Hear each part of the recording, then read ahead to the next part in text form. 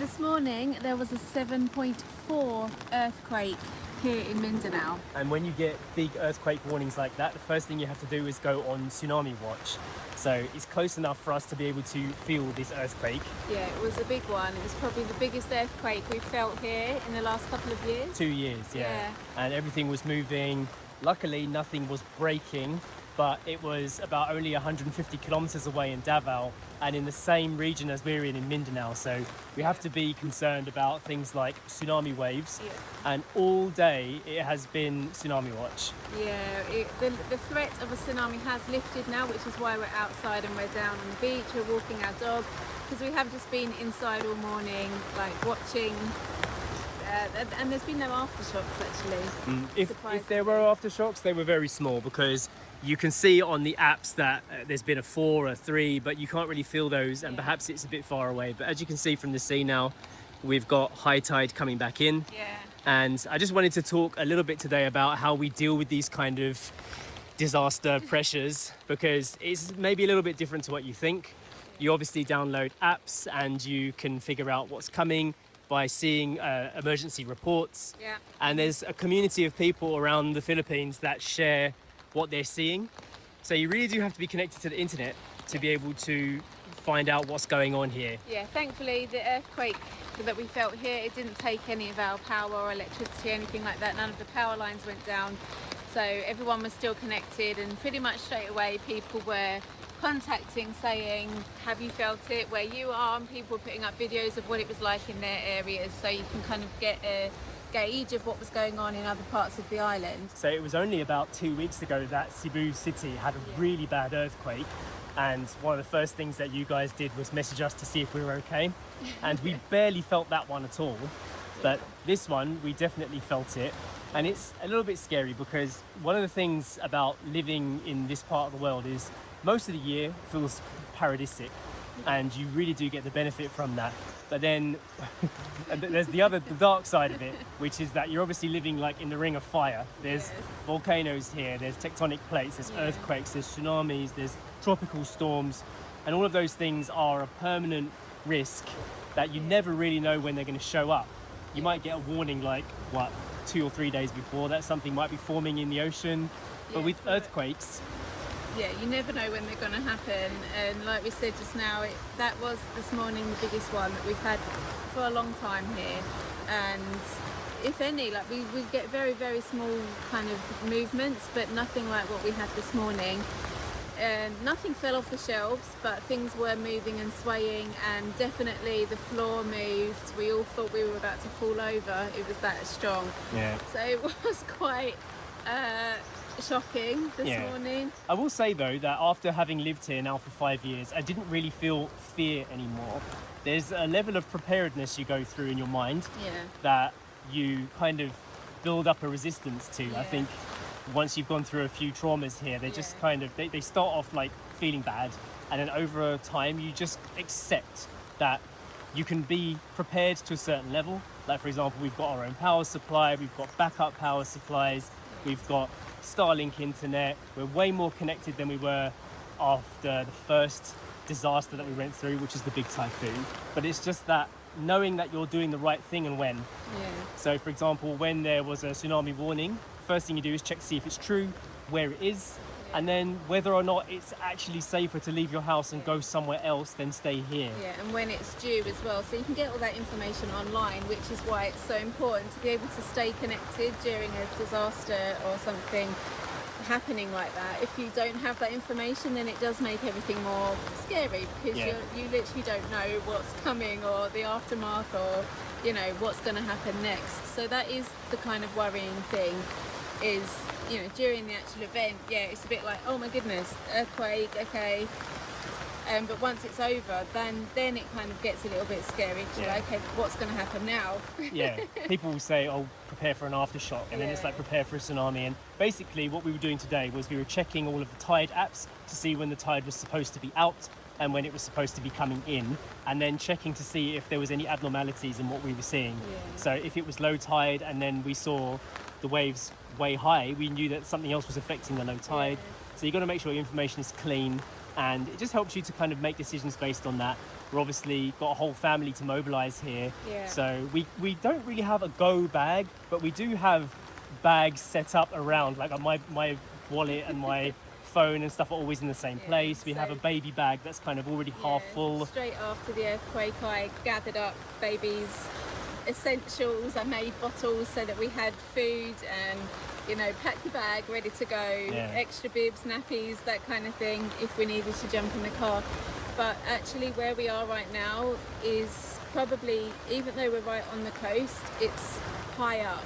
So even though we are right in front of the sea here, where we are living, it's elevated, so that's why we didn't go anywhere, because if we left, we're actually going downwards. So we were actually planning to go out today to the main town, but that's actually like much, you know, sea level. So had we driven there, it would have been less favourable, because we're now at sea level, whereas here we are actually higher up, and it and is also, safer. You can see what's coming from here, and also we've been through big wave moments here. When we had the storm, the waves were here. So this whole section, I would be completely underwater. This kubo would have been completely underwater. I mean, that kubo blew away in the storm, and all of the waves had come literally up to this wall here, but our house is all the way up there. So we already know what huge waves and massive swells can cause. And so the idea of a tsunami coming and being higher than that, and also keeping its momentum and strength to push through, we could possibly, if we saw something rising, we could go on top of the house.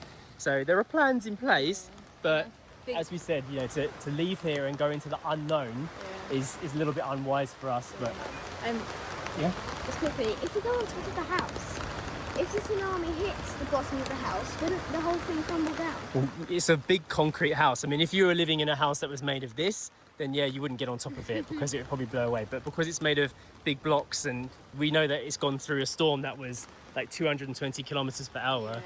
And also, you kind of need to know your environment as well, where you're living, and get information from your neighbours and people that have lived here for longer, because the journey from where we are to the main town, you go through a section of low ground where there's marshes on either side, and then that's obviously a flood risk, or a flash flood. If there was a tsunami, it fills up really quickly, so you could get trapped in the middle of that. So we just decided this morning it was safer to stay where we were and just keep a watch on all of the apps and info coming in. So as it stands right now, that was a pretty big 7.4 is big. We've gone through a 6.9 before, and when it was close to the epicenter, it can rip a house apart. We saw houses fall down, fires start, cracks appear in walls, things come off the shelves, and that was 6.9. And when they do the measurement on a Richter scale, every 0.1 is like, I think it's double like the strength of before, so it's way stronger. So you have to figure out how deep the earthquake was, how far away it was from you, and then you can start making decisions based on whether you think there's going to be a tsunami or not.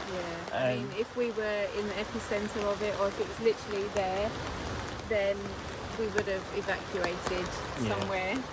Just higher ground, isn't it? Like higher than where we currently are. But because we knew it was still over 100 kilometres away, we decided to stay put.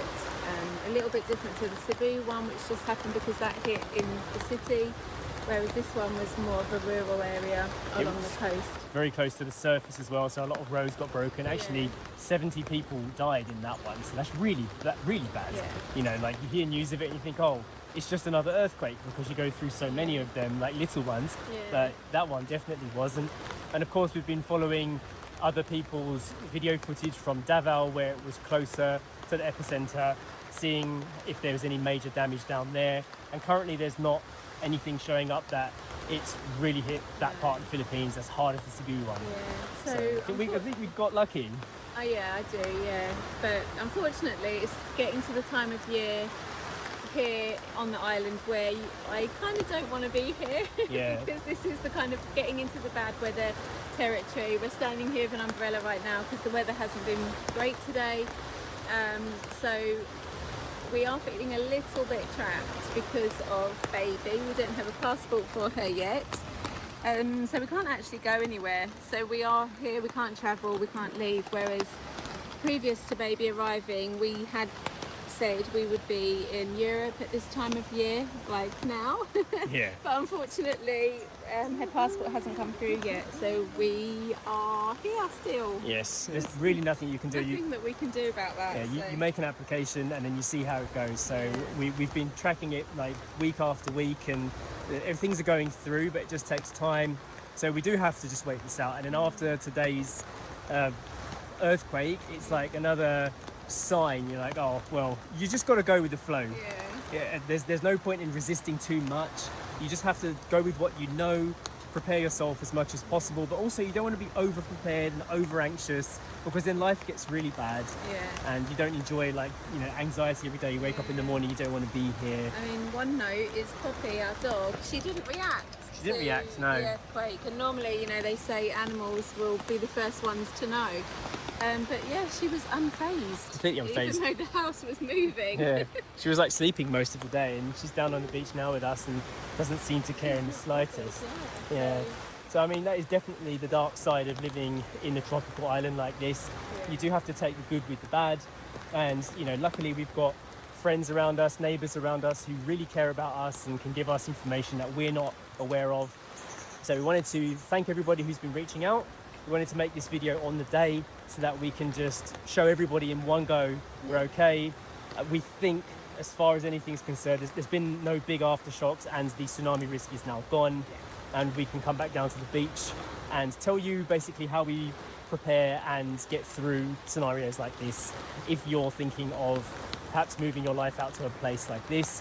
When big climate change related things happen, like natural disasters, you're kind of the first people to know about it, and that is probably the trade-off for all the good that we get for the rest of the year. So thank you to everybody who's been watching and commenting. We really appreciate it, and we'll see you in the next one. Bye.